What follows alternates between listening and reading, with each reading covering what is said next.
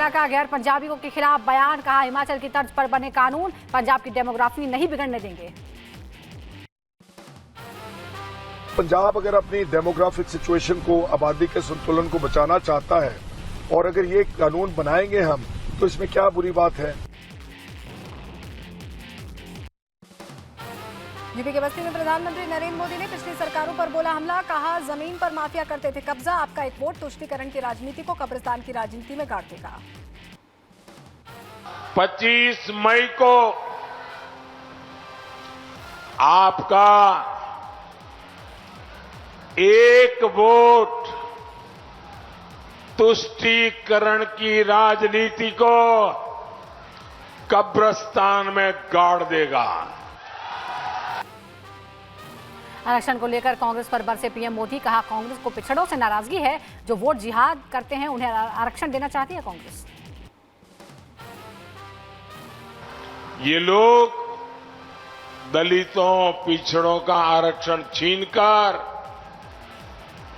Vote जिहाद करने वालों को देना चाहते हैं।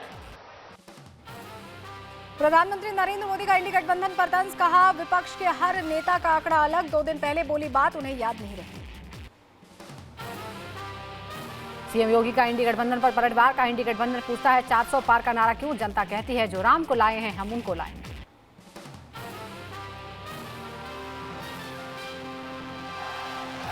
जो राम को लाए हैं। बस्ती से सीएम योगी ने भरी जीत की हुंकार, कहा यूपी में 80 की 80 सीटों पर खिलेगा कमल। लोकसभा चुनाव को लेकर गृह मंत्री अमित शाह का दावा, कहा बंगाल में बीजेपी को मिलेंगी 30 सीटें। गृह मंत्री अमित शाह ने सीएम ममता बनर्जी पर बोला हमला, कहा मां माटी मानुष के नाम से सरकार में आई थी ममता बनर्जी, लेकिन अब नारा बन गया है मुल्ला मदरसा और माफिया। ममता बनर्जी मां माटी और मानुष के नारे के साथ आई थी और देखते देखते वो नारा मुल्ला, मदरसा और माफिया में बदल गया। रक्षा मंत्री राजनाथ सिंह का कांग्रेस पर पलटवार, कहा वो कहते हैं सत्ता में आने पर खतरे में पड़ जाएगा लोकतंत्र, जिन्होंने 1975 में इंदिरा गांधी ने लोकतंत्र का गला घोटा था। नैतिकता के नाते उन्हें अपने पद से त्याग पत्र दे देना चाहिए था, लेकिन उन्होंने क्या किया, देश में इमरजेंसी लगा दी, लोकतंत्र का गला घोंट दिया।